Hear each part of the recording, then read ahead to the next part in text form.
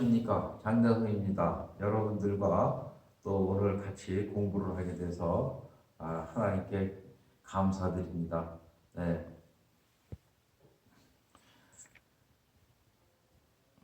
먼저 기도로 하고 시작을 하겠습니다. 하나님 아버지, 오늘도 제가 이 자리에 서 있게 하게 하여 주신 너무 감사합니다. 아버지 하나님, 지금 지구상에서는 코로나19로 인하여 많은 사람들이 고통을 받고 고생을 하고 있습니다. 건강적으로도 고생을 하고 경제적으로도 어렵고 힘들게 살고 있습니다. 그러나 저는 이렇게 안전하게 살고 있게 하여 주시니 너무 감사하고 아버지 하나님께 그에 대해 모든 영광을 바치옵나이다. 아버지 하나님, 오늘 이 강의에서도 제 뜻대로 하게 하지 마옵시고 아버지의 뜻대로 하게 하옵시고 강의 처음부터 끝까지 모든 것을 성령께서 주관하여 주실 것을 부탁드립니다. 아버지 하나님, 그리고 이 강의를 듣는 분들에게도 성령이 함께 하셔서 하나님의 뜻이 어디 있는지를 깨닫게 하여 주셨기를 간절히 바라고 나옵나이다. 처음부터 끝까지 모든 걸 하나님께 의지하며 이 모든 말씀 우리 주 예수 그리스도의 이름으로 기도드렸습니다. 아멘. 네, 그럼 강의를 시작하겠습니다. 제 강의 자료에 있어서 그 뉴스는 일간신문에서 가지고 온 것이고요. 그림과 사진은 구글에서 제가 받아온 것임을 알려드리겠습니다. 네. 우리는 지금 그 의회 민주주의 정치 체제에서 그리고 경제 활동은 자본주의 시스템에 따라서 하고 있습니다. 그리고 이 의회 민주주의와 자본주의는 인류 생활에 있어서 엄청난 발전을 가지고 오고 많은 사람들에게 행복과 번영을 가져다 주었습니다. 그리고 이 의회 민주주의와 자본주의가 어디서 왔느냐? 바로 그 성경에서 왔다는 것을 여러분들에게 말씀을 드리겠습니다. 그래서 의회 민주주의와 자본주의는 한마디로 얘기해서 하나님 뜻에 따라서 정치 활동을 하고 경제 활동하는 정치인이라고 이렇게 말씀을 드리겠습니다. 여러분들 우측 사진에 보면은 여러 사람들이 무슨 서명하는 사진이 있습니다.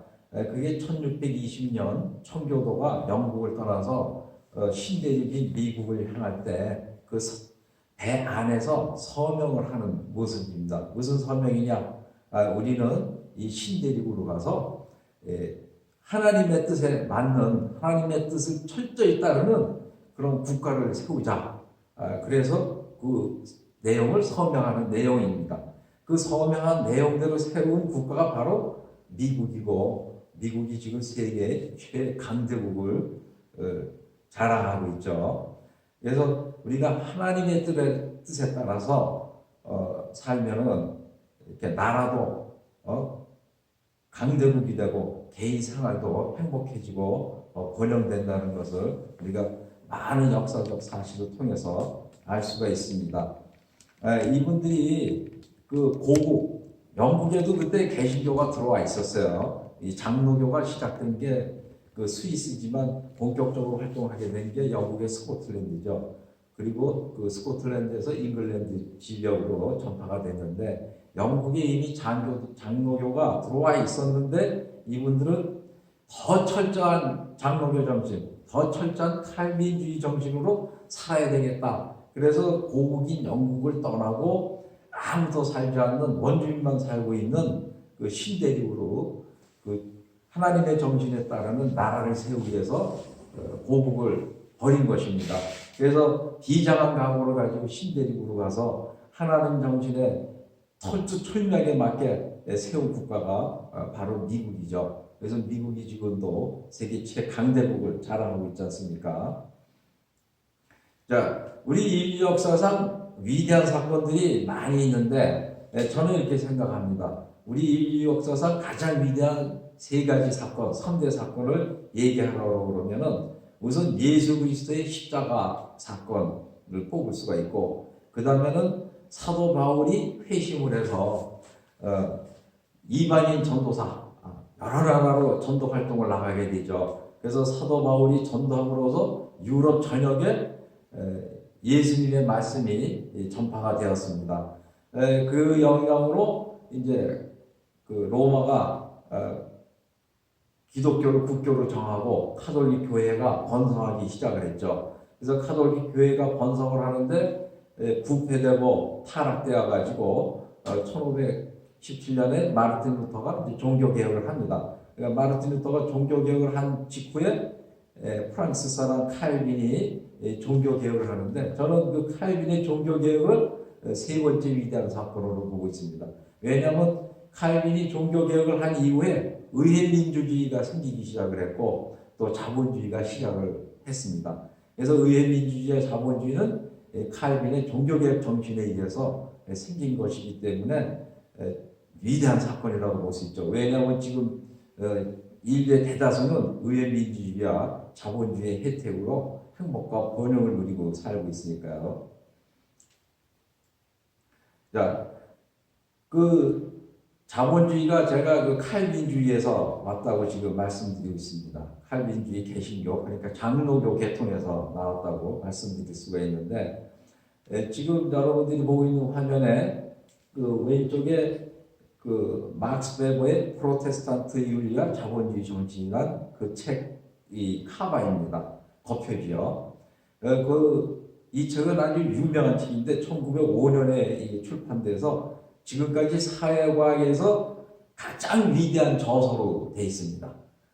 그 내용은 뭐냐면 프로테스탄트 윤리, 여기서 프로테스탄트라는 거는요, 카톨릭 그 교회의 정신에 대해서 잘못됐다고 정면으로 주장하고 얘기하는 사람들을 프로테스탄트라고 그래요.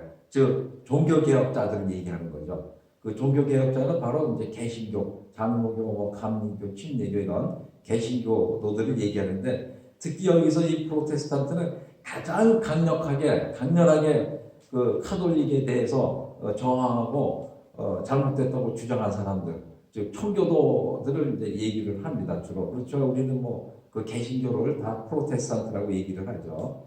그래서 이 자본주의라는 것이 어디서 왔느냐? 이 프로테스탄트, 그 개신교도들의 생활 윤리에서부터 시작이 됐고, 그래서 그들의 정신이 자본주의 정신을 만들었다 한 그 책을 쓴 유명한 책입니다. 그래서 오른쪽에 언제 썼냐? 이 막스 베버가 미국을 여행한 후에 엄청난 감동을 받았어요.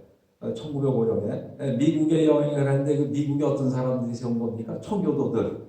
그 하나님 뜻에 따라서 철저히 생활을 하겠다는 그 청교도들이 하나님의 뜻에 따르는 나라를 세운 게 미국인데, 미국을 가보니까 어마어마하게 발전돼 있고 어마어마한 번영을 누리는 거예요. 그래서 거기서 감동을 받아서 이게 이 청교도 정신이 어떻게 이 미국 자본주의 형성됐나, 그걸 추적을 하기 시작을 했죠. 추적을 하니까 유럽에서 이제 시작되지 않았습니까? 개신교, 청교도가. 그래서 유럽의 그 많은 사람들의 그 종교 생활과 그 경제 생활을 분석을 했더니 이 개신교들이 훨씬 카톨릭 교인들보다 훨씬 잘 사는 거예요. 그래서 왜 이 사람들이 같은 하나님을 믿는데 이 카톨릭을 믿는 사람들보다 이 개신교 신자들이 더 잘 사느냐 봤더니 이 사람들의 생활 윤리가 다르더라. 생활 방식이 다르더라. 또 생활하는 정신이 다르더라. 그들과. 그래서 그게 바로 이 사회 경제 활동을 번성을 시키고 자본주의 형성했다고 이 책에 쓰고 있죠.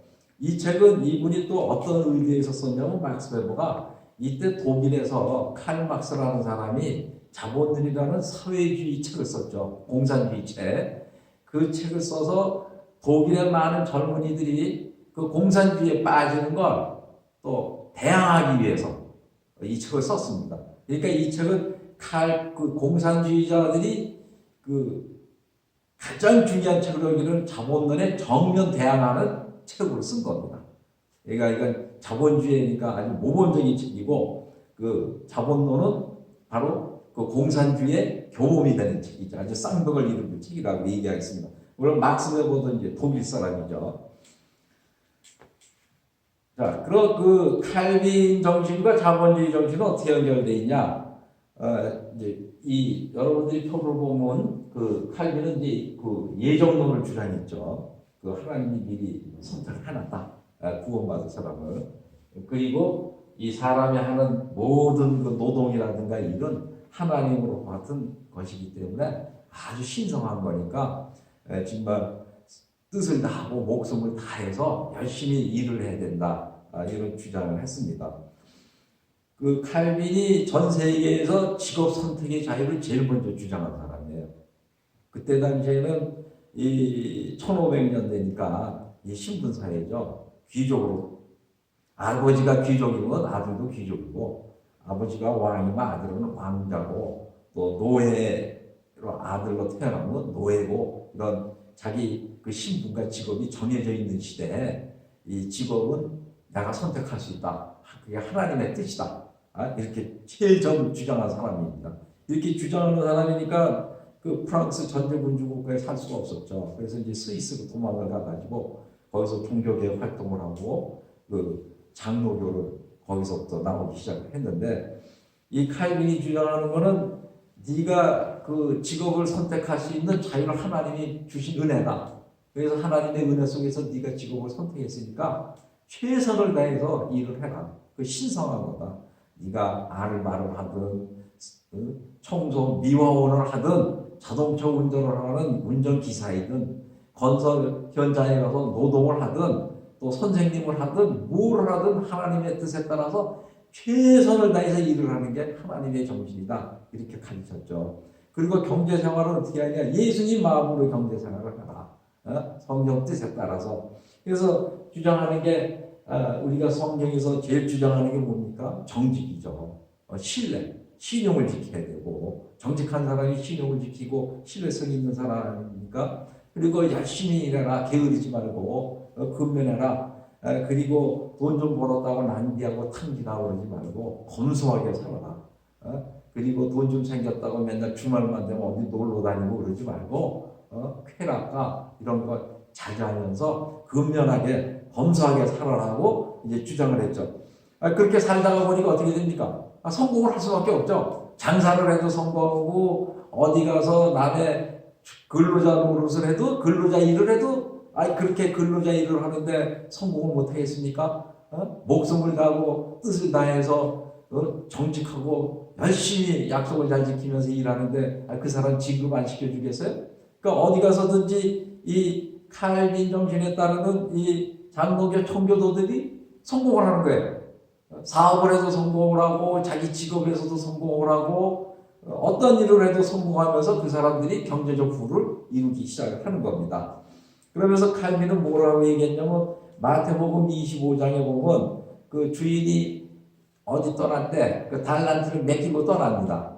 그래서 돌아와가지고 그 체크를 하죠. 너는 내가 5달란트를 줬는데 어떻게 됐느냐? 저는 5달란트 더 벌어놨습니다. 칭찬했어요. 너 수고했다. 일 잘했다. 2달란트 준 사람도 넌 어떻게 됐냐? 저는 2달란트 가지고 불려서 다시 또 2달란트 더 만들었습니다. 너는 열심히 일하고 부지런하구나. 칭찬을 했어요. 근데 1달란트를 주고 간 사람 물었어요. 그랬더니 저는 그게 잘 보관하려고 잘 싸서 땅속에 묻어놔서 그대로 1달란트가 여기 있습니다. 했더니 예수님께 그 비유가 어떻게 됐습니까? 예수님이 하신 말씀 비유가 너는 게으른 종이구나. 너는 밖에 나가서 일을 갈고 너는 벌을 받아야 된다. 그리고 그 1달란트도 뺏어서 다른 사람, 많은 달란트 가진 사람한테 주지 않았습니까?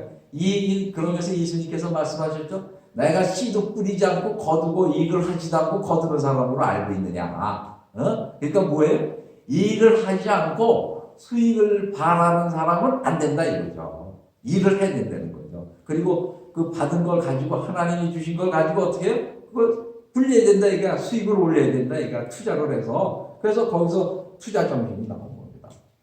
그래서 우리는 하나님으로부터 받은 거에 전부 다 내가 가진 건강, 내가 가진 재산, 내가 가진 돈 100원 하나도 다 하나님께서 오신 건데 그걸 어떻게 해야 돼요? 그냥 쉽게 사용하는 게 아니라 그걸 잘 아끼고 잘 투자를 해서 잘 늘려야 된다 이게. 그게 바로 칼빈주의 정신이에요. 거기서부터 우리가 투자 활동이라는 게 나오기 시작한 겁니다. 그러니까 아버지한테 돈 100억 물려받았다고 그 100억 가지고 은행에 놓고 가만히 앉아서 편안하게 놀고 먹지 말아라 이거죠. 그 100억을 가지고 뭐 하라는 거예요? 투자 활동을 해서 늘려라 이거예요. 그래서 그게 늘어나면, 자꾸 늘어나면 그 늘린 거 가지고 어떻게 자기가 사치하고 부귀영화를 누리는데 쓰지 말고 오른쪽에 있는 우리가 사회에 기부하고 궁유를 해야 된다. 궁유를 하라고 그러잖아요. 하나님이 궁유하는 자에게 복이 있나니. 궁유이 뭡니까? 나보다 못하고 어려운 사람들을 불쌍히 여기고 도와주는 마음 아닙니까? 그래서 우리는 내가 수입을 올려서 돈을 벌었지만 그 돈은 어떻게 해야 돼요? 사회에 가난하고 힘들고 어렵고 병들고 고생하는 사람들을 위해서 도와줘야 된다. 그러니까 예수님께서 이웃을 사랑하라. 그것처럼 중요한 계명이 없다고 그랬잖아요. 바로 이웃을 사랑하는 데 써라. 그리고 내 자신은 검소하게 살아라. 내 자신은. 돈 많이 벌었다고 승용차 몇 억짜리 사가지고 타고 다니고 그러지 말고 검소하게 살면서 다른 사람들을 도와주고 살아라. 그런 가난한 부자의 삶. 그러니까 부자에게 어떻게 생활하는 거? 검소하고 청빈하고 가난하게 살아라. 그게 바로 칼빈 정신이에요. 그래서 그런 식으로 살면 우리가 어떻게 돼? 자본주의들 복지 자본주의다. 돈 많은 사람들이 많이 나올수록 좋은 거야. 왜? 그 사람들이 가난하고 힘들고 어려운 사람들을 다 도와주니까. 그러니까 사회가 골고루 어떻게 돼?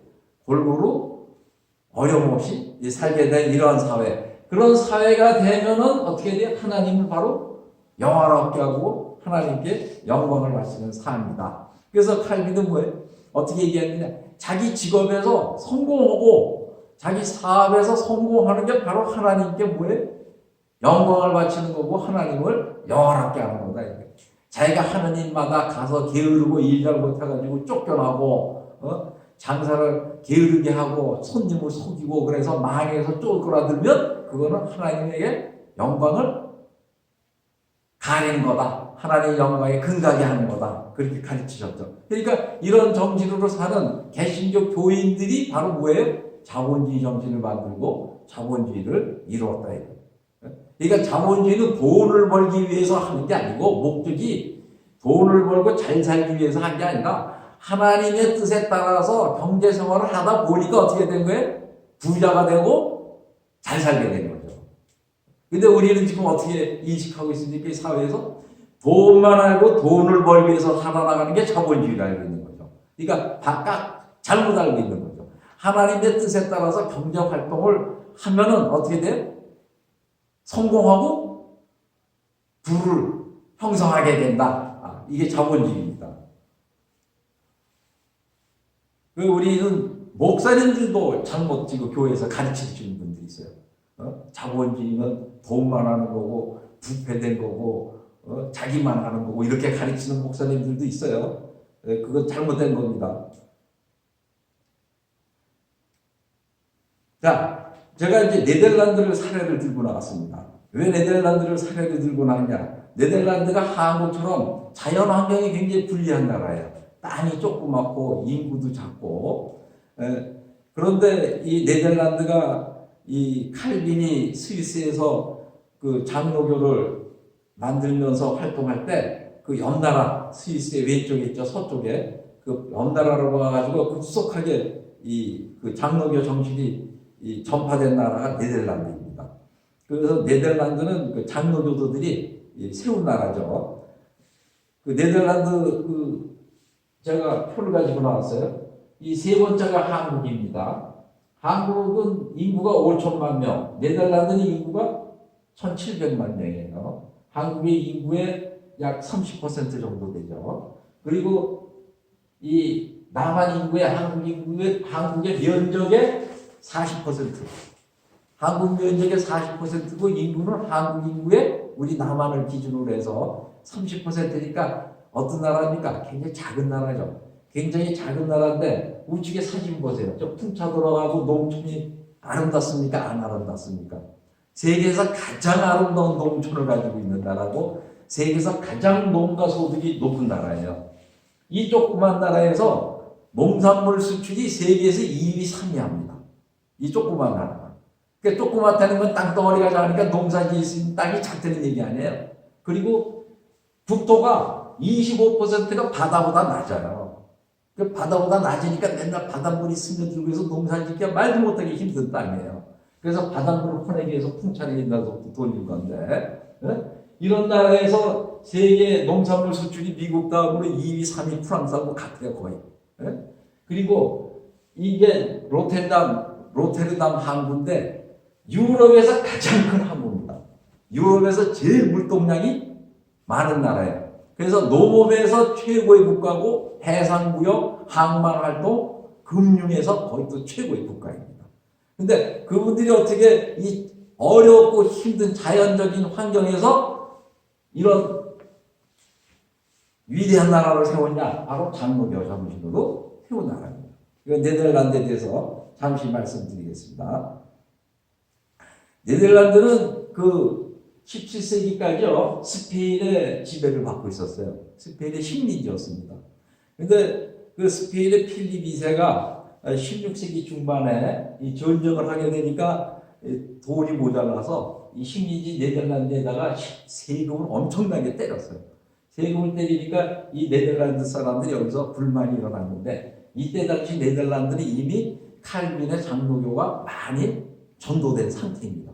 그래서 이 네덜란드 지역에 사는 사람들은 대다수가 이미 장로교 교인들이 돼 있었어요.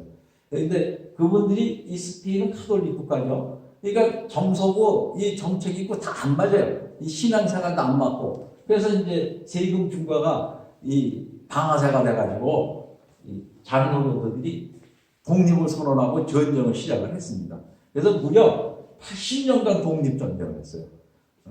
그래서 1648년 웨스트팔렌 조약에 의해서 이제 독립이 승인이 되는데, 그러니까 1500년 중반에서부터 1600년 중반까지 약 80년간 전쟁을 해가지고 독립을 쟁취한 사람들입니다.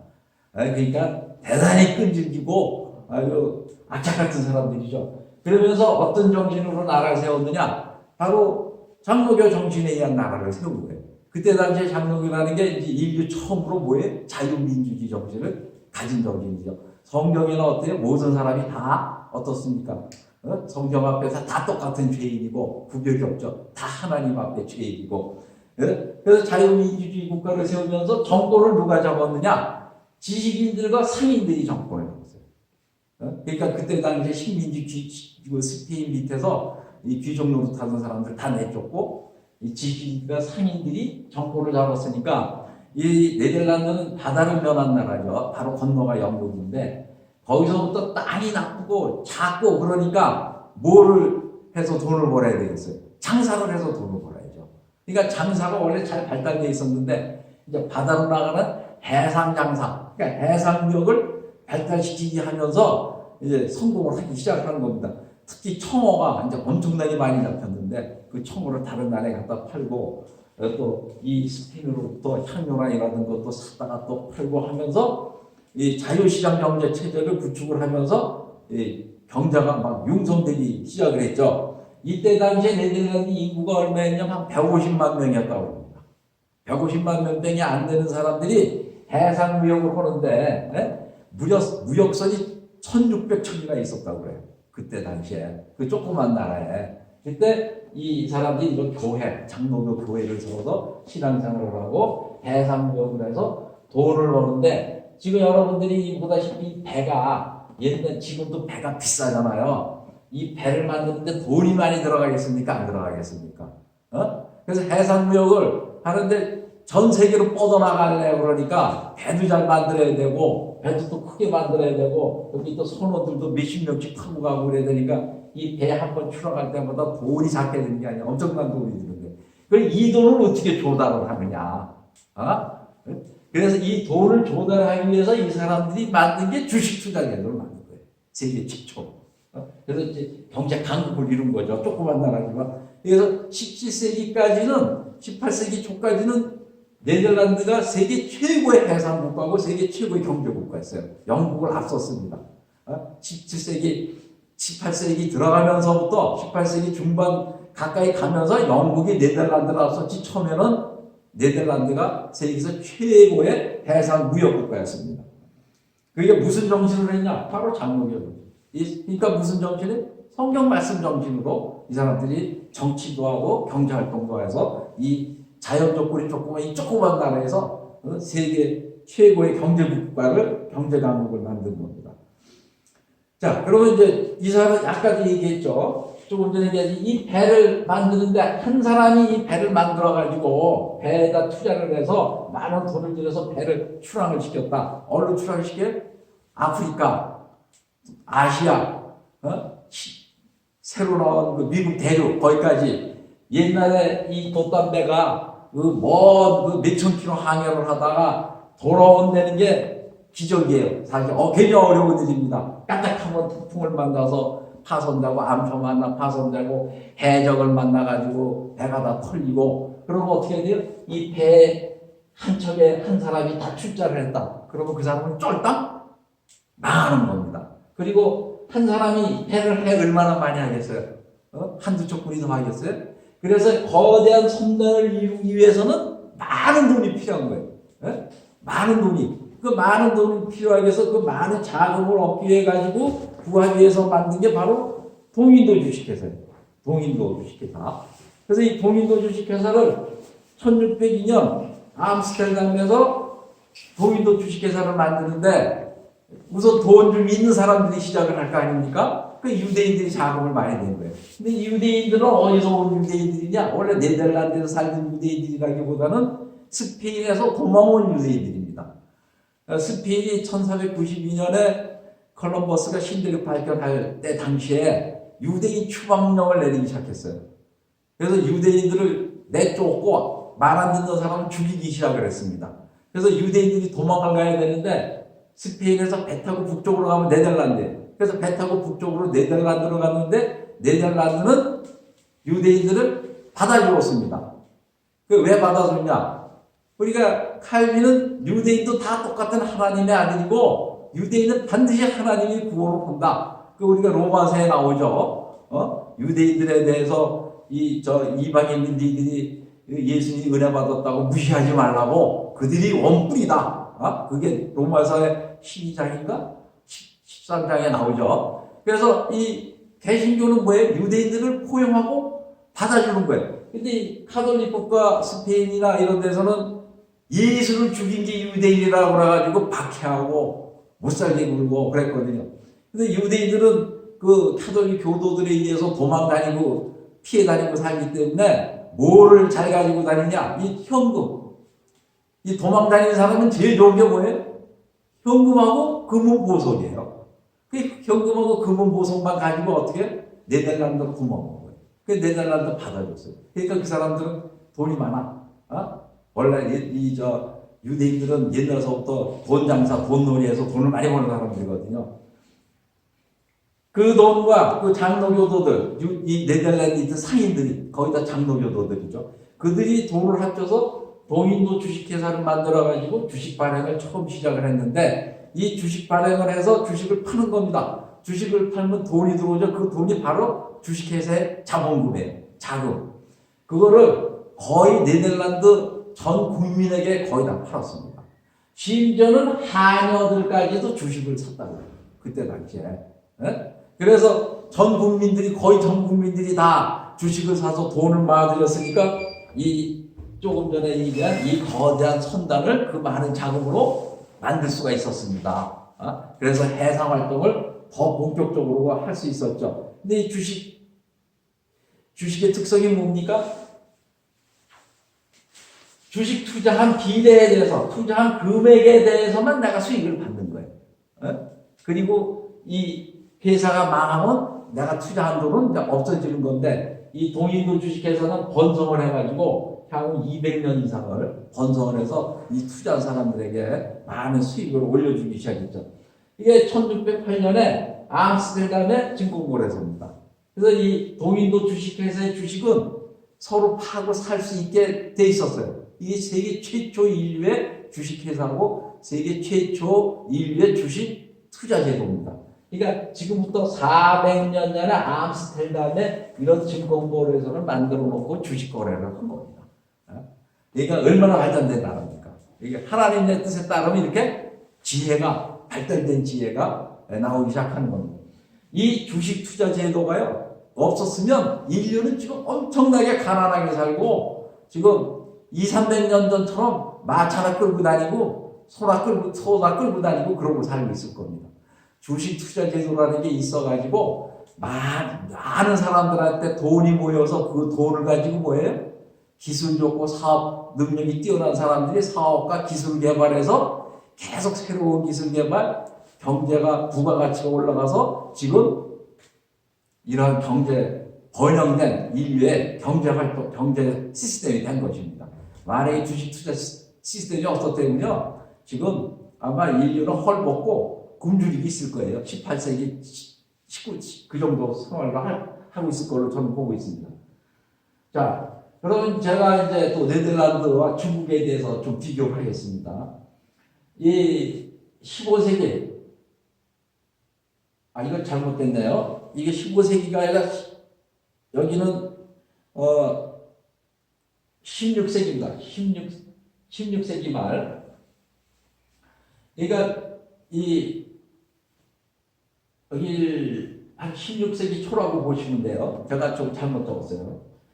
이 중국에서 이제 그 15세기 안팎에 그 유명한 정화라는 그 사람이 있었어요. 정화 장군인데 이 사람이 그 해군을 만들어 가지고 대선단을 만들어서 인도 아프리카까지 항해를 했습니다. 그때 당시에 지금부터 5, 600년 전 당시에 중국에서부터 그 인도 아프리카까지 항해한다는 게 보통 어려운 일이 아니에요. 대선단을 이끌고 이거 거의 뭐 세계 최초의 사건이에요.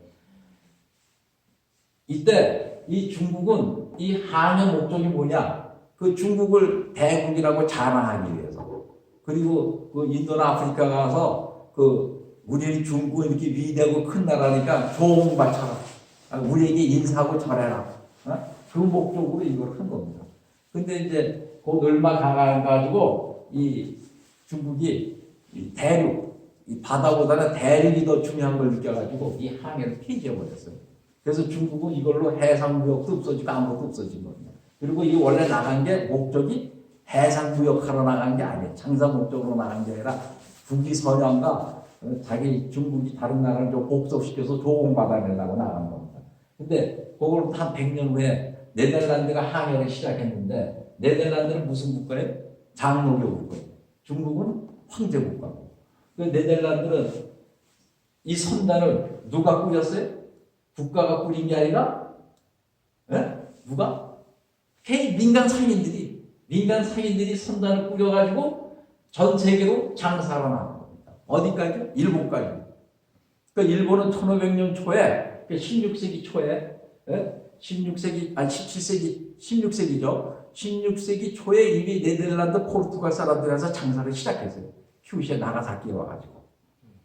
그래서 일본은 우리가 그 메이지 유신 때 1860년 그 페리제도 경건 1850년대인데 그때 뭐 서양 문물이 들어왔다고 잘못 알고 있는데 일본은 16세기 초중반에 이미 서양 사람들이 들어와 있었고 네덜란드 사람들하고 가장 가까워가지고 네덜란드 사람들은 독국과 마쿠가 다 미국 사람 내쫓을 때도 네덜란드 사람들은 안 내쫓았습니다. 그래서 계속 있었어요. 그 카스테라, 일본 사람들이 카스테라 잘 만들고 좋아하는데 그게 다 네덜란드 사람들한테 배운 거예요.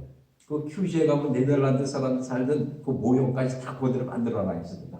그러니까 일본까지 장사로 나간 겁니다. 그러니까 우리나라에도 저기 1600년대에 하멜이라는 네덜란드들이 제주도에 표류해 와 있다가 도망을 다시 가서 네덜란드로 간 사건 있죠. 하멜 표류 사건. 근데 이 사람들은 장사 목적으로 비즈니스 목적으로 이 대선단을 꾸려가지고 전 세계로 뻗어나간 거예요. 그래서 경제 강국이 됐는데, 자, 중국은, 장사 목적이 아니라 나라 자랑으로 나갔다가 그것도 금방, 항해를 안 하고, 그러니까 역사 발전이 어떻게 됐냐, 좀 봅시다. 자, 중국이, 여기 빨간 게 중국의 경제 규모입니다. 중국이 1600년대 만에도 전 세계 총 생산의 거의 3분의 1을 중국이 차지를 했어요. 그게 어디까지 왔냐? 1800년 초까지 왔어요. 1800년 초까지 그래도 유지되어 왔는데 이 영국이 산업혁명이 1750년, 60년대 일어나거든요. 그러면서 영국이 산업혁명이 일어나면서 좀 100년 지나면서부터 어떻게 돼요? 쪼그라들기 시작해요. 경제 규모가 이렇게 작아지는 거예요. 작아지다가 이 공산주의 혁명이 일어나기 시작하죠. 1950년 직전에. 공산주의 혁명이 일어나니까 어떻게 됐어요? 1950년 되니까 쪼그라들었어요. 쪼그라들었어요. 예? 쪼그라들었죠. 쪼그라들어가다가 경제 개방을 한 후로 지금 중국이 조금 커져서 이렇게 커진 겁니다. 그러니까 자본주의도 받아들이고 나서. 그러니까 사회주의 때가 이거예요. 그러니까 사회주의 경제는 어떻게 되는 거예요? 어떻게 되는 겁니까? 예? 망하는 수밖에 없는 거예요. 그러니까 중국은 그걸 깨닫고 경제 개방을 해가지고 지금 다시 들려서 이만큼 온 겁니다. 자, 미국을 보세요. 이게 미국입니다. 미국이 1800년 초만 해도 경제 규모가 요만했어요. 요만했는데 어떻게 됐습니까? 1950년대입니다. 이 미국 한 나라가 중국과 유럽 전체 합친 것만큼 경제 규모가.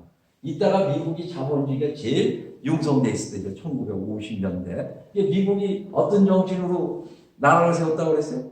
네? 하나님 정신으로 하나님 뜻에 따르는 살자고 나라를 세운 거 아니에요? 그래서 이렇게 번성을 했는데 이제 요새는 좀 줄어들었죠. 이 미국이 특히 유대인들을 많이 받아들였어요. 미국이 그 남북전쟁 이후에 유대인들을 한 300만 명 이상을 받아들였습니다. 근데 그 유럽, 동유럽 쪽에서 특히 그 캐톨릭이 그 강한 나라, 폴란드라든가 이런 나라들, 동유럽 쪽이 카톨릭이 강하지 않습니까? 특히 러시아, 이런 쪽. 그런 쪽에서 유대인들이 한 250만, 300만 가까이 왔는데, 거기 있는 재능이 있고 뛰어난 사람들, 예술, 과학자, 지식인, 그리고 돈 많은 상인들, 이런 사람들이 대거 남북전쟁 이후에 미국으로 왔는데, 미국이 그걸 다 받아주고, 정착을 시켜주고, 다 차별을 해줬습니다. 그래서 그 사람들이 지금 미국을 일으킨 거예요. 지금 유대인이 한 1200만, 1300만 되는데 반이 600만 명 이상이 미국에 살고 있어요.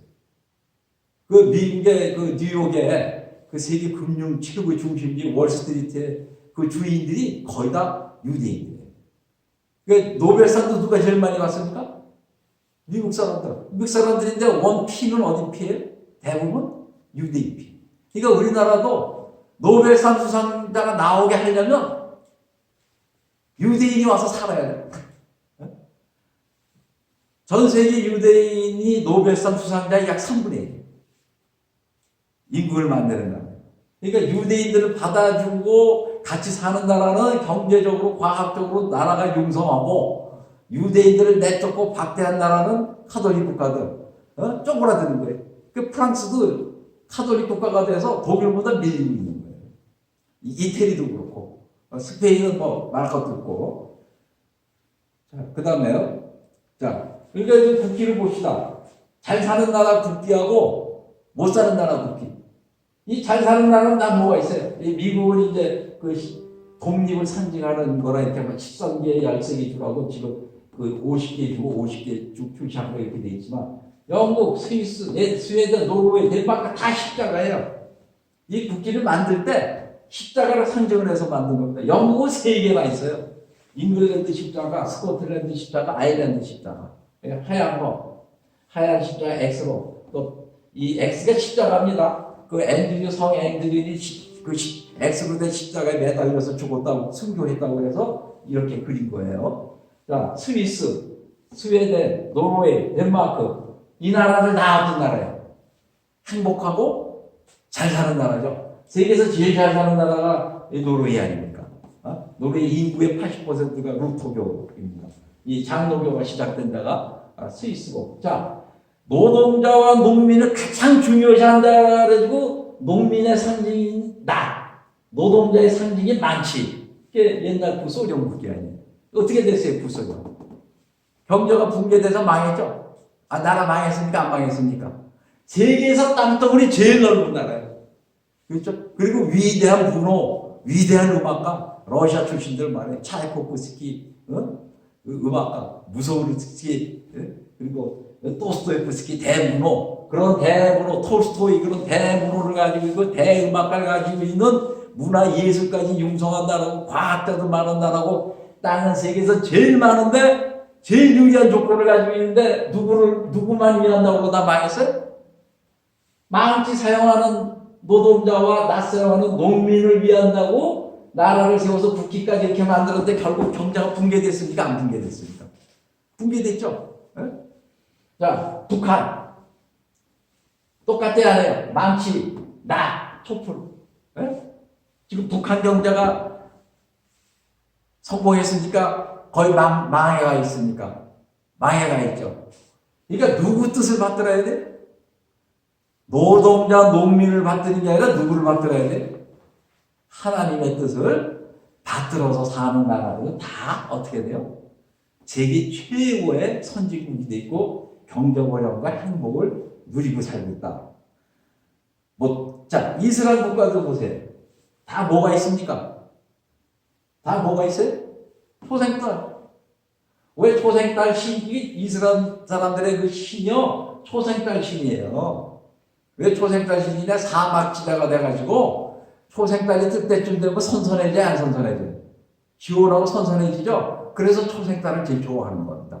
그래서 신이 초생딸을 초생딸이 이렇게 저녁 때 신선하게 시원하게 만들어주는구나. 그래가지고 초생딸 신을 선징해가지고 다 만들었는데 지금 이스라엘 국가들 잘 삽니까? 못 삽니까? 아니 못 살죠. 혁신과 나와도 잘 못 살아요. 자, 그 다음에 우리가 석유 물질만 많이 나오면 잘 사느냐? 아닙니다. 자, 베네수엘라가 석유 매장량이 세계에서 최고로 많아요. 그 다음에 두 번째가 사우디아라비아예요. 그 다음에 네 번째가 이란, 러시아가 6위. 자, 여기 세계 행복지수 보십시오. 여기 들어가 있습니까? 베네수엘라 들어가 있어요? 지금 사우디아라비아 이 행복지수에 들어가 있습니까? 안 들어가 있죠? 러시아 들어가 있어요? 그러니까 우리가 석유가 많이 나온다고 잘 살고 행복한 게 아니다. 자, 노르웨이는 석유가 많이 나옵니다. 노르웨이. 근데 10위 안에는 못 들어요. 세계 17위인데 노르웨이는 세계에서 네 번째가 행복지수가 높아요. 스위스 같은 데 석유도 없어. 덴마크, 스위스 석유 안 나와요. 스위스 석유 한 방울 안 나와요. 근데도 행복지수가 잘 사는 순위가 없네. 2위에요. 핀란드, 캐나다는 물론 석유 나오죠. 네덜란드 7위죠. 아까도 얘기했지만 얼마나 불리한 환경 속에서 살고 있으니까. 뉴질랜드. 그러니까 우리가 이걸 보면 뭘 할 수가 있어요? 우리가 어떤 믿음을 갖고 누구 뜻에 따르는 누구의 정신을 가지고 어떤 정신을 가지고 사느냐가 바로 물질보다 더 중요한 거예요. 그래서 자본주의라는 거는 물질을 추구하는 정신이 아니라 뭐를 추구하는 정신이에요? 하나님의 말씀을 추구하는 정신이 바로 자본주의고 그 정신에 따라서 경제활동하는 게 자본주의 경제활동이에요. 그러다 보니까 어떻게 돼요? 그렇게 살다 보니까 결과가 경제적 부와 번영과 행복을 누리게 되는 거죠. 하나님이 축복을 주시는 거죠. 그렇게 하게끔. 자, 중국 보세요. 행복지수가 얼마예요? 몇입니까? 83위. 한국 58이 아니라 한국. 그러니까 한국은 아직 뭐예요? 우리가 하나님 정신에 따라서 생활을 하지 못하기 때문에 얘기죠. 자, 그러면 또 영국과 스페인에 대해서 좀 비교를 하겠습니다. 자, 영국은 개신교 국가입니다. 스페인은 카톨릭 국가고. 자, 영국은요, 스페인보다 그 해상 진출을 나중에 한 나라예요. 해상 진출을 제일 먼저 한 나라가 포르투갈하고 스페인입니다. 근데 포르투갈, 스페인은 다 카톨릭 국가죠. 지금도 카톨릭 국가죠. 자, 대항해 선도 국가예요. 콜럼버스가 어디서 어디에 돈을 가지고 스페인의 이사벨라가 지원을 해줘서 신대륙을 발견한 거 아닙니까? 그게 카톨릭 국가입니다. 그래서 이 카톨릭 로맨 카톨릭하고 이 스페인 왕실하고 결합이 돼가지고 종교적 힘과 정치적 힘이 합쳐져서 그 거대한 힘으로 이제 국민들이 지배하고 사는 거죠. 신대륙에서 물자가 계속 들어와. 그러니까 뭘 산업혁명을 일으킬 필요도 없고 정치적 혁명도 할 필요가 없어. 그냥 권력을 가지고 백성들을 누르고 귀족들하고 성직자들만 잘 살면 되는 나라가 스페인이었습니다. 그러다 보니까 왕실과 귀족들, 그 성직자, 고급 성직자들, 그 사치생활, 권력생활, 거기를 누리다가 나라가 축소돼가지고 힘이 빠진 나라입니다. 자, 영국은 어쨌든 1534년에 캐톨릭과 결별을 시작했습니다. 이게 이제 헨리 8세인가요? 자기 부인, 왕후하고 이혼 문제 때문에 그래가지고 결별을 시작하면서 성공회가 시작을 했죠. 영국 교회가. 근데 한편으로는 스코틀랜드에서 이제 존 녹스, 칼빈의 수제자 존 녹스가 스위스에 가서 칼빈의 그 제네바 아카데미에서 칼빈의 종교개혁 정신을 배워가지고 와서 스코틀랜드에서 장로교를 만들죠. 그래서 장로교가 이제 융성을 해줍니다. 근데 그게 이제 1500년 후반이죠. 근데 이제 존 녹스가 죽은 후에 그 장로교의 영향이 그 스코틀랜드 영국 본토까지 넘어가요. 영국 본토까지 넘어가서 영국 본토에서 이런 운동이 일어납니다. 더 확실한 장로교를 믿자. 지금 영국 그 스코틀랜드에서 내려온 장로교는 조금 철저하지 못하다. 그러니까 우리는 더 철저한 하나님 정신, 칼빈 정신에 의해서 생활하자고 나온 사람들이 바로 청교도예요. 그러니까 청교도의 원리는 장로교입니다. 더 순수하게 살자. 그래서 퓨리파이드 됐다. 우리는 더 순수해졌다. 그 사람들이 1648년에 청교도 혁명을 일으켜서 성공을 합니다. 올리버 크로메이 이제 여기 지휘자가 되죠. 근데 여기 젠틀이라고 돼 있어요. 젠틀리의 청교도 혁명이라고 돼 있거든요. 이 영국의 젠틀리들이라는 건 무슨 뜻이냐면 원래 귀족의 아들들인데 영국에서 그 귀족의 아들이 되면요 큰 아들만 아버지 귀족 자기를 상속받아요. 그러니까 둘째 아들, 셋째 아들은 자기 상속을 못 받아요. 그러니까 귀족의 아들인데 첫째 아들이 아닌 둘째, 셋째 아들, 장남이 아닌. 그러니까 아버지는 귀족인데 자기는 귀족이 아니야. 왜? 귀족 자기를 못 받아서 차남, 삼남으로 태어났기 때문에. 그런데 돈은 좀 있어. 그 아버지가 영주를 떼어줘서, 땅을 떼어주고 재산을 물려줘서. 그러니까 주은귀족이죠. 주은귀족이면서 돈이 좀 있는 사람들을 그때 영국에서 그 젠틀이라고 했습니다. 그런 사람들 중에 청교도를 카톨릭 그 찰스 2세가 카톨릭을 믿고 있었는데 왕이 그 카톨릭을 믿고 있는 왕을 몰아내고 청교도 정신의 국가를 세워야 된다. 그래서 일어난 게 청교도 혁명이에요. 근데 거기 있는 사람들이 그 청교도인들이 대부분 젠틀이다 이게. 올리버 크로멜도 젠틀이에요. 이 사람들이 청교도 혁명을 일으켜서 성공을 해서 이제 왕을 죽이고 정권을 잡았죠. 그 이후에 그 크로멜이 죽은 다음에 좀 있다가 1688년에 명예혁명이 일어나는데 이 명예혁명도 장로교와 청교도 혁명입니다. 명예혁명이 일어나는데 다시는 카톨릭 귀족 그 왕족들이 영국의 카톨릭 왕족이 좀 남아 있었거든요. 카톨릭 믿는 왕족이. 카톨릭을 믿는 왕족이 다시 영국의 왕이 돼서는 안 된다. 그래서 그 왕의 공주가 네덜란드에 결혼해서 사는 왕의 공주가 있었어요. 그 공주가 메리 공주인데 메리 공주가 네덜란드에 가서 살다 보니까 장로교를 믿었어. 그리고 남편도 윌리엄 공도 장로교 교인이에요. 그래서 보니까 영국에는 왕족 중에 카톨릭 왕족이야. 그리고 이 개신교 왕족이 없어. 그래서 그 공주 메리를 왕으로 데리고 옵니다. 그리고 그 남편도 데리고 오고 장로교가 돼서 그래서 그 사람들을 부부를 왕으로 앉힌 게 바로 명예혁명이에요. 그러면서 입헌군주국이 된 겁니다. 그러면서 왕은 상징적으로 하고 모든 정치는 국회의원들이 하는 입헌군주국으로 만드는 거예요. 그러니까 이 명예혁명도 무슨 혁명이에요? 결국 청교도와 장로교가 일으켜가지고 민주주의 국가를 시킨 혁명인데 피를 안 흘렸다 이거야. 이 청교도 혁명 때 저 왕족들 귀족들을 좀 죽였는데 이 네덜란드에서 메리 공주와 그 남편을 데리고 오니까 그리고 정권을 잡으니까 사람들을 죽일 필요가 없었죠. 그래서 명예혁명이라고 이 청교도 혁명 때도 일반 시민들은 안 죽었어요. 누구만 죽었어요? 왕을 따르는 충성된 귀족 그것만 몇 명 죽였다고요. 그래서 프랑스 대혁명은 엄청나게 많이 죽였죠. 왜? 프랑스 대혁명은 누가 일으킨 혁명이에요? 배고픈 사람들이, 배고픈 시민, 농민들이 일으킨 혁명이 돼가지고 원한에 차고 분노에 차가지고 수많은 귀족들, 수많은 왕족들을 죽인 겁니다. 1년에 무려 16,000명이나 죽였어요. 프랑스 대혁명 때. 근데 영국은 거의 피를 흘리지 않은 혁명입니다. 왜? 누가 일으켰기 때문에.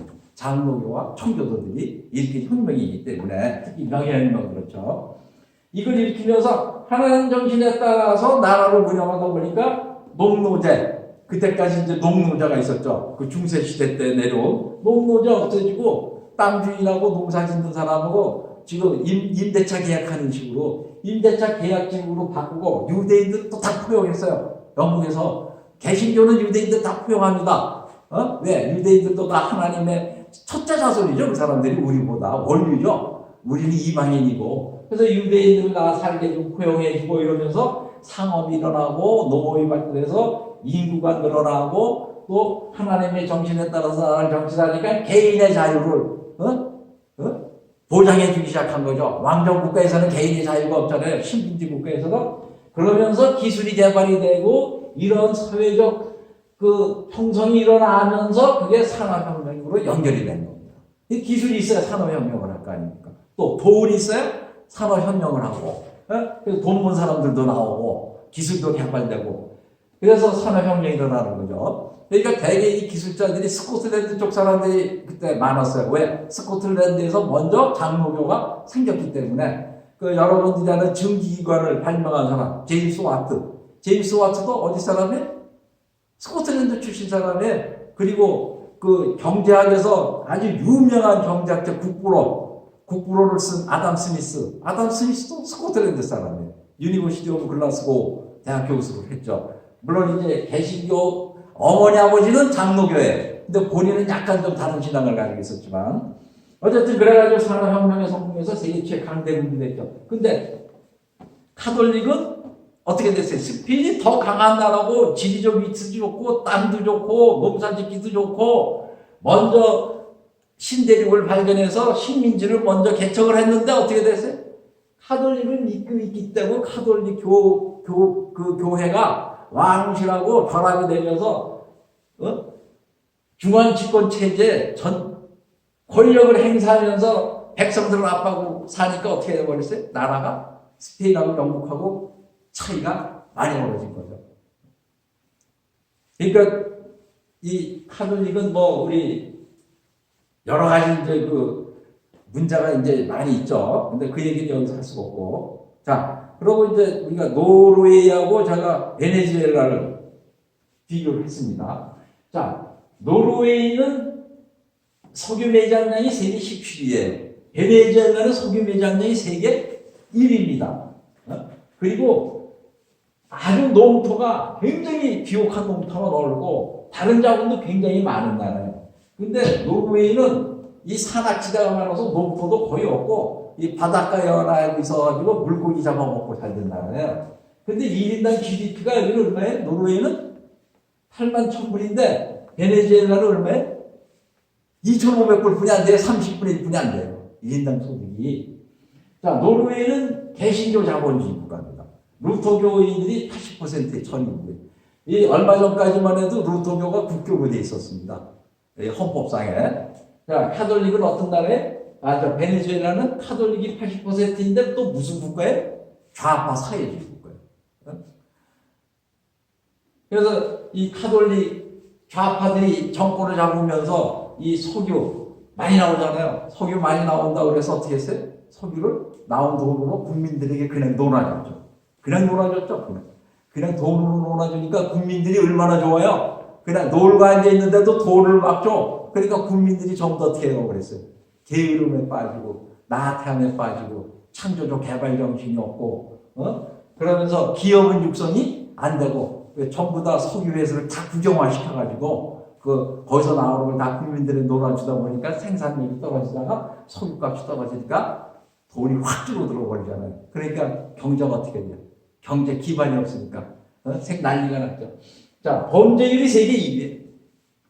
살인율이 세계 1위. 햄버거 한 개가 20만 원이야 우리나라 돈. 인플레이션이 크게 돼가지고 생산을 못하니까 물자가 없어가지고 생산 시설이 없으니까 석유 나오는 돈으로 그냥 서로 놀아 먹고 살다가 보니까 뭐 공장 하나 이런 거 하나 안 만들어 놓은 거예요. 그러니까 햄버거 한 개가 20만 원에 복지라는 게 지금 없어. 그러니까 어디로 가요? 탈출이야 탈출. 다른 미국 가서 잘 살자. 그래서 중남미에서 미국 가서 탈출하는데 트럼프 대통령 때 니카라과 같은 데서 우리가 못 오게 한다고 막 벽을 쌓고 그랬잖아요. 그러니까 우리가 어떤 정신으로 사느냐에 따라서 나라가 이렇게 달라지는 겁니다. 훨씬 베네수엘라가 유리하죠. 노르웨이보다. 근데 소득의 차이를 보세요. 지금 한국과 북한과의 차이가 어떻게 돼요? 한국과 북한이 차이가 어떻게 됩니까? 50분의 1이에요, 50분의 1. 북한이 이기면 우리가 50입니다. 그러니까 노르웨이의 오슬로 주택가 보세요. 일반 주택가입니다. 노르웨이는 빈민가가 없어요. 복지가 굉장히 잘 돼 있는 나라입니다. 복지가 세계에서 거의 제일 잘 돼 있는 나라가 노르웨이예요. 살고 싶죠, 가서. 자, 이 베네수엘라 수도 카라카스의 빈민가입니다. 빈민가. 어때요? 그러니까 우리는 어떤 정신으로 살아야 되겠어요? 좌파주의로 살아야 되겠습니까? 사회주의로? 사회주의로 살면 어떻게 가요? 사회주의 살면은 이렇게 가는 겁니다. 지금 좌파로 가면요. 그래서 우리가 이 하나님을 믿는다는 게 굉장히 중요한 거예요. 아까 얘기했죠. 달란트의 비유. 우리는 가진 거 하나님으로부터 다 받은 겁니다. 내 육체고 내 정신이고 내가 가지고 있는 돈이고 내가 가지고 있는 재능이고 그걸 어떻게 해요? 노력을 해서 발전시키고 크게 하려는 거죠. 아까 얘기했죠. 마태복음 25장 14절에서 30절 아까 달란트 비유를 얘기했는데 1달란트는 금이 33kg에 현재 가치 약 35의 돈입니다. 우리가 성경에 나오는 달란트. 아까 요거는 설명을 했기 때문에 그냥 넘어가겠습니다. 그러니까 우리는 뭐 하나님부터 받은 걸 어떻게 돼요? 노력해서 투자를 해서 수익을 올려서 자꾸 발전시키고 늘려야 된다. 게으르고 그냥 그것만 가지고 까먹고 앉아있으면 안 된다. 우리는 투자 목적으로 어떻게 해야 돼? 하나님을 영화롭게 해야 된다. 그러니까 주식 투자는 왜 하느냐? 우리가 작은 돈이라도 많은 사람들이 모으면 큰 돈이 돼요. 그 큰 돈을 기술력 있고 사업 잘하는 사람들에게 투자를 해서 그 사람이 사업을 열하고 기술을 더 좋은 기술 개발해서 경제적 부가가치를 올리고 수익을 올리게 하기 위해서. 물론 내가 그 능력이 있으면 내가 하면 돼. 근데 모든 사람이 사업을 잘하는 능력과 기술 개발 능력이 있는 건 아니거든요. 그거 가진 사람들은 소수입니다. 그런 사람들에게 우리가 자본을 만들어주는 거예요. 많은 사람들이 모아서. 그럼 그 사람이 사업을 하고 장사를 잘해서 이익이 많이 나온 거예요. 내가 투자한 만큼의 이익을 받는 거예요. 비율대로. 그럼 나는 한 게 없어. 한 게 있습니까? 없습니까? 한 게 없어요. 사업은 누가 해? 장사는 누가 해? 투자 받은 사람이 하죠? 나는 그냥 돈만 투자해놓고 가만히 있으면 되는 거예요. 그러니까 사업자만 잘 고르면 되는 거야. 잘 고르고 나는 사놓고 가만히 있으면 돼요. 하는 일이 없어. 얼마나 좋아요. 근데 그걸 왜 안 해? 자, 우리가 하나님을 영화롭게 하기 위해서 자, 마가복음 12장 31절 보면 첫째 계명은 하나님을 뜻과 모든 정성을 다해서 목숨을 다해서 하나님을 사랑하라고 그러고 두 번째는 네 이웃을 내 몸과 같이 사랑하라고 그랬어요. 자, 우리가 이 이웃을 사랑하는데 누가복음에 나오죠? 누가 너희들의 이웃이냐? 그러니까 예수님께서 그 강도 만난 자 비유를 하죠. 그리고 강도 만난 자를 도와주는 사마리아인 얘기를 하죠. 강도 만난 자의 이웃이 누구냐? 선한 사마리아인이다. 그러니까 우리가 이웃을 사랑하기 위해서는 어떤 사람이 돼야 돼? 이웃을 사랑하는 사람은 선한 사마리아인이냐? 근데 선한 사마리아인이 그때 돈을 썼어요, 안 썼어요? 돈을 썼죠. 자기 말에다 태워서 가지고 여관에 가서 포도주로 치료해주고 또 그 여관 반값 물어줬어요, 안 물어줬어요? 여관 반값 대주고 또 앞으로 며칠까지 또 이 사람을 돌봐달라고 여관 주인에게 돈까지 또 더 줬죠. 그러고 갔죠. 그러니까 돈이 있으니까 우리 선한 사마리아인이라고 그런 거예요. 돈이 없으면 선한 사마리아인이 될 수가 없어요. 말로만 하는 도움은 도움이 아니야. 어떤 사람이 병원 갈 돈이 없어서 수술을 못해. 수술할 돈이 없어서 그럼 가서 말로만 수술을 해야 낫지. 수술해요. 그러고 돌아오는 게 도움이 되는 겁니까? 수술비를 줘야지. 그렇죠? 그래서 우리가 진정 이웃을 사랑하는 사람이 되려면 뭐 해야 돼요? 돈이 있어야 된다 이거야. 그럼 돈 있으면 어떻게 돼? 돈을 벌어야지. 남에게 도움을 받고 사는 게 아니라 남에게 내가 재물로 도와주고 사는 게 좋은 거예요. 그러니까 도움을 주고 살려면 선한 사마리안이 되려면 우리는 돈을 벌어야 된다 이거예요. 그래서 우리가 투자를 해야 되는 거예요. 그 다음에 우리가 하늘의 재물을 쌓아야지. 맨날 나오지 않습니까? 하늘의 재물을 쌓으라고. 하늘의 재물을 쌓고 또 아까도 얘기했죠. 이 주식 투자는 사회를 번영시킨다. 기업이 잘 되기 위해서 기업이 좋은 물건 만들어내고 돈을 많이 벌면 세금도 많이 내고 또 장사를 잘하면 사람을 많이 뽑아요. 사람을 많이 뽑죠. 일자리 창출하고 그런 역할을 해주는데 우리가 뒷받침을 해준다. 이게 주식 투자는. 작년에 2020년에 그 코로나로 경제 상황이 그렇게 나쁜데요. 아마존 있죠? 아마존이 27만 명을 신규 채용했어요. 아마존 한 회사가 27만 명을 신규 채용했습니다. 아마존 전체 직원이 130만 명이에요. 일자리 많이 만들었어요. 대한민국 정부보다 많이 만들었어요. 안 만들었어요. 아마존은 또 월급도 굉장히 많이 주는 회사예요. 세계 젊은이들이 가장 가고 싶어하는 회사가 아마존이라고. 27만 명을 뽑아서. 일자리. 그러니까 뭐예요? 아마존의 주식 투자가 나만 부자 되는 게 아니고 어떻게 해요? 인류와 국가 경제 성장에 엄청난 기여를 해주는 겁니다. 그리고 나도 여기서 풍요롭다는 거 부귀영화를 누리고 살는 게 아니라 재물을 넉넉하게 가지고 있어야 다른 사람도 도와주고 나라에도 또 도와줄 일 있으면 도와주고 국방 헌금도 내고 그렇죠? 네? 그런 애는 뜻이죠. 자, 그러면 이제 투자 왜 해야 되는지 여러분들께 말씀을 드렸습니다. 하나님의 뜻에 따라 살기 위해서 우리는 뭐 하는 거예요? 투자를 하는 거예요. 그래서 투자에서 수익을 뭐예요? 하나님의 뜻에 따라서 이 사회에 기여하고 기부하고 힘들고 어려운 사람들을 도와주기 위해서. 자, 그럼 성공을 해야 될 거 아니에요? 성공을 하려면 전략을 잘 짜야 돼. 자, 투자 전략은 뭐냐? 미래를 완전히 바꿀 산업을 찾아내서 그 산업 내에서 가장 잘하는 기업을 선택하는데 그 기업이 하나님 뜻에 맞게 경영을 하느냐 안 하느냐 그걸 판단해야 돼. 그러니까 하나님의 뜻에 맞는 기업인데 미래를 완전히 바꾸는 산업을 속에서 일을 하고 있다. 제품을 만들고 서비스를 하고 있다. 그러면 그 회사 주식을 사서 장기 투자를 하면 됩니다. 자, 그러면 미래를 바꾼다는 건 왜 미래 인류 생활을 바꾸는 거예요? 자, 자동차가 나오기 전에는 사람들이 뭐 타고 다녔어요? 마차 타고 다녔어요. 우리나라는 가마 타고 다니면서. 근데 자동차가 나오면서 완전히 우리 생활이 바뀌었습니까? 안 바뀌었습니까? 바뀌었죠? 그러니까 자동차가 처음 나왔을 때 자동차 회사에 투자하는 거. 그게 돈 버는 거예요. 그러니까 포드 자동차가 미국에 처음 나왔을 때 포드 자동차에 그때 당시 투자한 사람들은 거부가 된 거죠. 옛날에는 다 나무를 짓었어. 벽돌로 돌로 짓고 그 쇠라는 철강이 나오면서 철강으로 집을 짓기 시작하고 철강으로 다리 놓기 시작했어요. 그러니까 철강으로 돕는 사람이 카네기. 지금 철이 없으면 우리가 살 수가 없어요. 옛날에 철이 기껏해 무기 만드는 데만 썼단 말이에요. 그게 다 인류를 바꾸는 거예요. 원자력도 인류를 바꾸는 거죠. 석유가 나오기 전에 석탄을 뗐어. 석탄을 떼다가 19세기 말 되니까 석탄이 고갈돼가 유럽에서. 그러니까 석탄이 고갈되면 이제 인류가 얼어 죽을 거다. 나무도 다 고갈되고 그러면 그때 석유가 나온 거예요. 그 석유가 새로운 산업을 바꾼 거예요. 인류의 산업. 그러니까 지금 100여 년 동안 석유 산업에서 돈을 엄청나게 버는 거예요.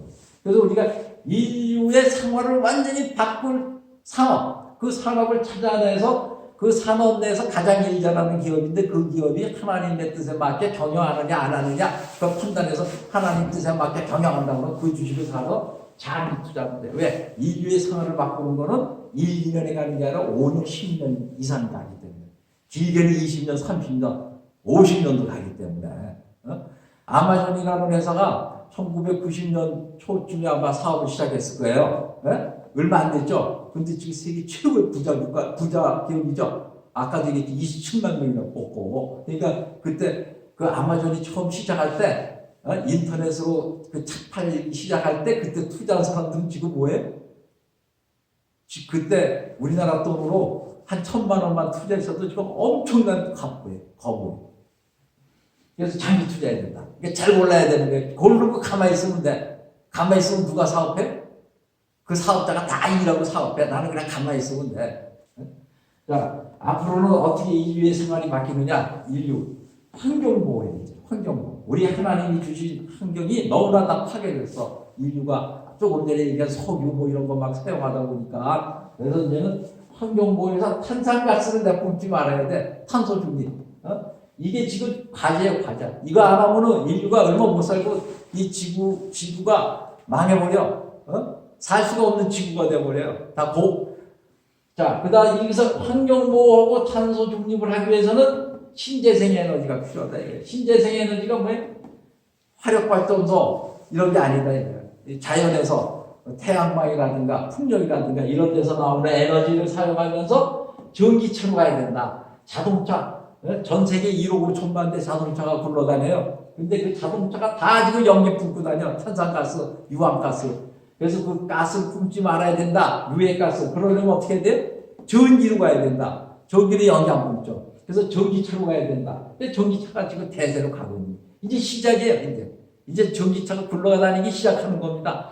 자, 그 다음에 인공지능, 빅데이터, 로봇. 이거 지금 미래 신기술들로 이걸로 나가는 거예요. 자동화하고 빅데이터 없이는 일도 못해. 인공지능이 이제 자동차도 인공지능으로 해서 자율주행 차로가 이게 다 앞으로 뭘로 가요? 2차 전지로 가야 돼. 2차 전지로. 움직이는 건 다 2차 전지로 가야 돼. 비행기도 2차 전지로 가야 돼. 예? 바다에 떠다니는 배도 2차 전지로 가야 돼. 비행기나 배도 지금 뭘 써요? 휘발유 쓰고 기름 쓰죠. 중유. 그러니까 연기 품어야 안 품어요. 연기 품고 또 바다에 떠다니는 배는 바다에다 기름 흘려야 안 흘려요. 기름 흘리죠. 그러니까 선박도 2차 전지로 가야 되고 비행기도 2차 전지로 가야 돼요. 우주선에 뭐 전기선 있어요? 다 2차 전지 동력 쓰죠. 그러니까 2차 전지가 세상을 바꾸는 대세다. 그래서 뭐예요? 세상을 움직이는 힘이 바로 뭐예요? 2차 전지다. 그러니까 2차 전지 산업 내에서 어떤 게 회사를 잘 경영하고 그 회사가 사회적으로 정의가 있고 하나님 뜻에 맞는 경영을 하느냐. 그 회사를 고르면 됩니다. 그래서 지난번에 제가 얘기를 했죠. 이제 전기차로 간다고 조금 전에 얘기했잖아요. GM사는 2035년에 전부 다 뭐예요? 전기차로만 간다. GM이 세계에서 제일 큰 자동차예요. 1년에 한 1,100만 대, 1,200만 대 생산합니다. 그러니까 2035년 되면 GM은 다 무슨 새 완전히 전기차로 간다. 자, 우리나라 요번에 소나타가 아이오닉 5라고 전기차 만들어냈는데 하루 만에 1년 물량이 다 팔렸어. 예하고. 그 전기차를 사람들이 이제 그렇게 좋아하기 시작하는 거예요. 그래서 지난번에 얘기했죠? 전기, 2차 전지 중에 뭐예요? 이 전기차가 쓰는 거는 2차 전지를 쓰는 겁니다. 2차 전지 중에 양극재, 2차 전지 소재가 4개가 있는데 그 4개 소재 중에 제일 중요한 게 양극재예요. 양극재가 그 2차 전지의 그 파워, 충전 속도 뭐 이런 것들을 다 결정짓니다. 그리고 2차 전지 총 가격의 한 40%가 양극재 가격이에요. 그러니까 양극재를 잘 만드는 회사가 제일 중요한 거예요. 그 양극재 제일 잘 만드는 게 우리나라에서 에코프로라고 얘기했죠. 지난번에. 이건 설명 안 합니다. 다 얘기했기 때문에. 자, 그 에코프로 제가 여러분들의 사랑을 볼 때 얼마에 썼냐? 47,800원. 여기야, 여기.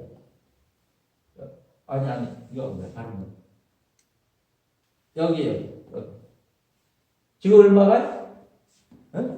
두 달 됐어, 2달. 그쵸? 2달 됐는데 얼마 됐어요? 7만 원, 7만. 45% 올랐어. 2달 동안에 45% 올랐어.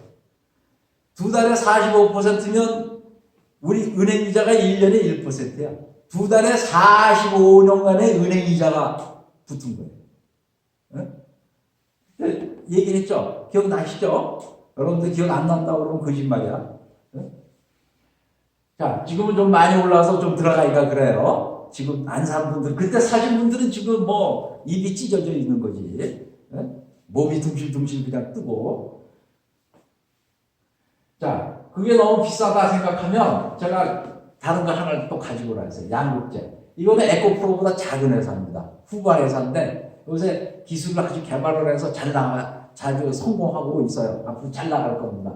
거기다 MLCC라고 적층 세라믹 콘덴서라고 있어요. 이게 이제 그 자동차에 들어가는 것들인데 거기에 필름을 쓰는데 그 이형 필름을 아주 잘 만들어요. 그래서 삼성전기에 납품을 잘하고 있는데 원래는 요거 만들던 회사인데 이걸 이제 추가로 개발해서 양극재 개발에 성공했어요. 그래서 이 회사가 하는 일이 이제 노트북이냐 여기에 이제 2차 전지 들어가 있죠. 충전 배터리 하는 거 2차 전지. 그다음에 여러분들 가진 휴대용 전화기에 2차 전지 들어가 있거든요. 그걸 만들고 주로 그걸 만들어 왔어요. 그리고 ESS라고 그 에너지 일렉트릭 세이빙 시스템이라고 큰 거 있어요. 축전시키는 거. 그거에 양극재 공급을 했고 이제 본격적으로 이제 금년서부터 이 자동차용 2차 전지 양극재를 공급을 합니다. 자동차용 2차 전지 양극재가 물량이 많죠. 이런 노트북에 들어가는 거에 물량이 내가 얼마나 되겠습니까? 차는 엄청나게 크지 않습니까? 그걸 이제 본격적으로 하게 되는데 거기서 수입이 이제 제일 많이 오를 텐데 그래서 금년에 1,500억 원어치 그 납품 계약을 했습니다. LG하고 LG 에너지 솔루션하고 그 다음에 MLCC는 원래 하는 거고 잘하고 있어요. 그래서 앞으로 이제 폐전지 재생 기술도 개발해서 그거를 생산한 재생 그 폐전지 나오는 거를 다시 재활용하는 거 그 시스템도 만들겠다 이렇게 사업 구도를 가지고 있는데 작년에 2,042억 매출에 영업이익이 124억이었는데 금년에는 3,500억 매출에 영업이익이 222억이에요. 그러면 매출이 거의 얼마 오르는 겁니까? 70% 이상 증가되고 영업이익은 거의 80% 이상 증가되는 거예요. 여러분 1년에 7, 80% 이상 영업성과가 증가되는 장사 있습니까? 그런 장사 안 되면 이런 장사 몇 년 하면요 조그만 분식집이라도 엄청난 부자 돼요. 이렇게 한 10년 만. 그래서 제가 이 회사 주식을 추천을 합니다. 자, 어제 종가로 18,750원 했어요. 여기 18,750원. 여기 23,000원, 4,000원까지 갔다가 요새 2차 전지주들이 작년에 많이 올랐다고 그래가지고 좀 떨어졌거든요. 그 떨어지는 걸 조정받는다고 그래. 좀 조정받아서 여기까지 왔는데 이게 보면 그전 가격이에요. 그전. 네? 여기. 그전 가격까지 거의 내려왔어요. 그래서 거의 다 내려오지 않았나. 이제 다시 올라갈 때가 아닌가 이렇게 생각을 하고 이거 샀다가 또 더 떨어져도 뭐 염려치 말고 그냥 가지고 있으면 금년 안에 3만 원 이상은 충분히 갈 거다. 잘하면 3만 5천 원도 금년 안에 갈 거다. 저는 이렇게 생각합니다. 3만 5천 원이면 거의 따블이야. 네? 3만 원만 가도 11,000원, 12,000원 오르는 건데 60% 이상 오르는 거 아닙니까? 그래서 이 주식을 한번 추천합니다. 아까도 얘기했죠. 이런 회사 주식을 사놓고 어떻게 해요? 네? 어떻게 한다고? 장기 투자. 그냥 푹 묻어둔다. 그리고 별로 신경 안 쓰고 있어도 된다. 매일 그 주식 가격 올라가고 내려가는 거 본다고 주식 가격이 올라가고 내려가는 게 아니에요. 네? 나하고는 상관이 없어요. 여러분들이 이 회사 가서 일하는 것도 아니고 여러분들이 걱정한다고 이 회사 사람들이 여러분들 걱정을 알아서 일 잘해주는 것도 아니에요. 그렇죠? 네?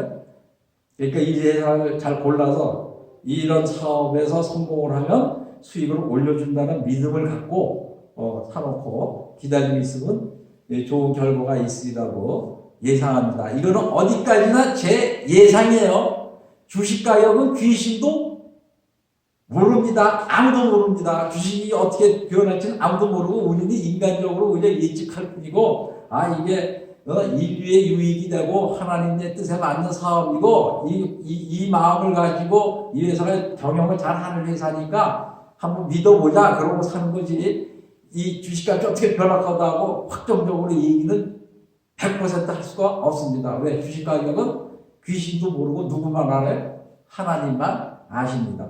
그리고 주식 투자할 때 좀 믿어도 화내지 말고 감사하는 마음을 가지고 해야 됩니다. 항상 믿지만 하나님이 나를 이 회사가 왜 떨어졌는지 알게 하는구나. 또 오르면 100원만이라도 올라도 하나님께 감사하고 감사한 마음으로 투자하고 항상 겸손한 마음으로 주식 가격은 아무도 몰라요. 하나님이 결정하는 거기 때문에 주식이 올라서 내가 수익이 생기면 진짜 하나님께 또 감사하고 그 수익의 일부는 어떻게 해요? 공유하는데 사회에 기여하는데 사용하도록 해야겠습니다. 자, 이것으로서 오늘 강의를 마치겠습니다. 감사합니다.